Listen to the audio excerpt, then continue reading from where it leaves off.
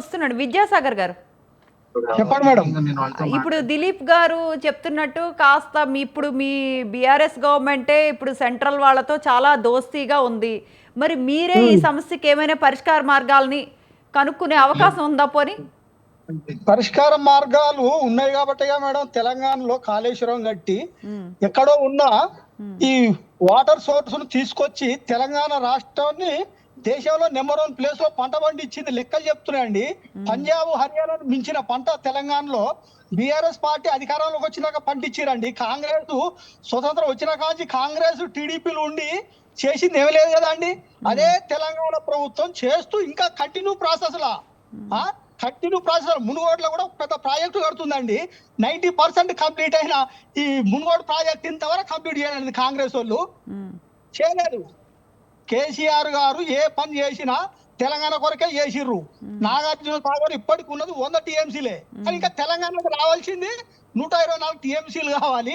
2,40,000 ఎకరాలు ఆ left canal కింద పంటకు అవసరం ఉంది. కానీ దాన్ని పక్కన పెట్టి ఆంధ్ర వాళ్ళు 550 టీఎంసీలు వాడుకురు. వాళ్ళకి రావాల్సి 9 టీఎంసీలు. ఇప్పటికి కూడా 10,000 క్యూసెక్లు రోజు పోతుందండి. ఫస్ట్ దాన్ని బంద్ చేయాలి. ఆ కాలువలు రెండింటి బంద్ చేసి వాటర్ పంపిణీ తేలాలి. తెలంగాణలో కృష్ణా గోదావరి వాటర్ 70% వాటర్ తెలంగాణకు రావాలండి. రిజర్వేషన్ ట్రిబ్యునల్ లో నడుస్తుందండి అది కేసు. ఆంధ్రప్రదేశ్ లో ఉన్న 299 టీఎంసీలు కాంగ్రెస్ వాళ్ళు ఇప్పటికీ బీజేపీ వాళ్ళు చేస్తున్న మోసం. చంద్రబాబు అంటే అక్కడ కేంద్రంలో అవసరం ఉన్నది. ఇక్కడ 8 మంది బీజేపీ వాళ్ళు గెలిచి 8 మంది కాంగ్రెస్ వాళ్ళు గెలిచిర్రు. ఒక్కలన్నా పార్లమెంట్ లో మా తెలంగాణ వాటర్ ఏమైందని ఒక్కరు మాట్లాడుతున్నారు అండి.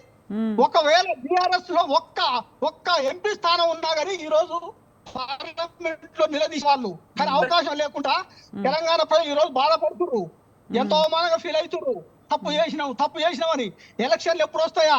టిఆర్ఎస్ పార్టీ అంటే మీరు కాదండి, మీ ఓటు బ్యాంక్ అంతా బీజేపీకి మీరే కదా మరల్చారు. ఇప్పుడు వెళ్ళి బీజేపీని అడగండి.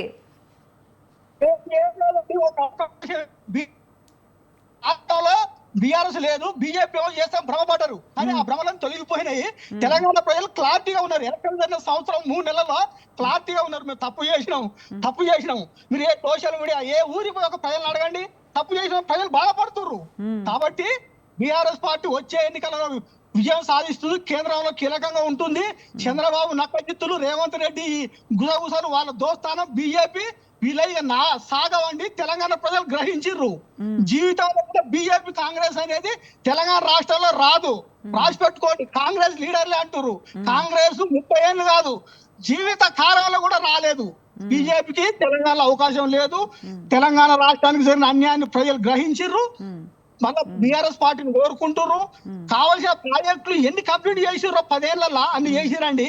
మన దేశంలో నెంబర్ 1 పొజిషన్లకు వచ్చిన మన పంటలు పండించుట్లో ఇది కాదా? లెక్కలు తెలుస్తలేవా? మొన్నగా అసెంబ్లీలో వాళ్ళు లెక్కలు పెట్టి వాళ్ళు ఎమ్మడి తీసేసిర్రు. అంటే ప్రజలకు అంత మాత్రం గమనిస్తారా? అఫీషియల్ లెక్కలండి, అధికారులు పెట్టిన లెక్కలు. ఎంత పంట పంటింది, ఎన్ని నీళ్ళు అనే దాన్ని పెట్టి గడిసేపట్లో తీసేసిరండి. ఇంత దుర్మార్గం అండి. తమిళనాడులో ఏ పార్టీ ఉన్నా కానీ రాష్ట్ర అభివృద్ధి కొరకు అందరూ ఒకటవుతారు. కానీ ఇక్కడ లేదు. కొందరు బీజేపీ తొత్తులు, కొంతమంది కాంగ్రెస్ తొత్తులు, ఇంకా కొంతమంది టీడీపీ తొత్తులు. ఇట్లాంటి ఈ తొత్తులు ప్రజలు గ్రహించరు. నెక్స్ట్ రాబోయేది బీఆర్ఎస్ పార్టీ. కేంద్రాల్లో కూడా బీఆర్ఎస్ పార్టీ కీలకంగా ఉంటుంది. ఇది నేషనల్ పార్టీ. ఏది ఏమైనా ఇప్పుడు అక్కడ ఉన్న దిలీప్ గారు, ప్రసాద్ గారికి అవగాహన ఉంది సార్. దిలీప్ గారు సరే ఒక ఉద్యోగం ఇస్తే రకరకాల పార్టీలు మారిర్రు. అది మరి మేము మా పుట్టుక టీఆర్ఎస్ అనుకోండి. వాళ్ళు అబద్ధాలు చెప్తారు దిలీప్ గారు.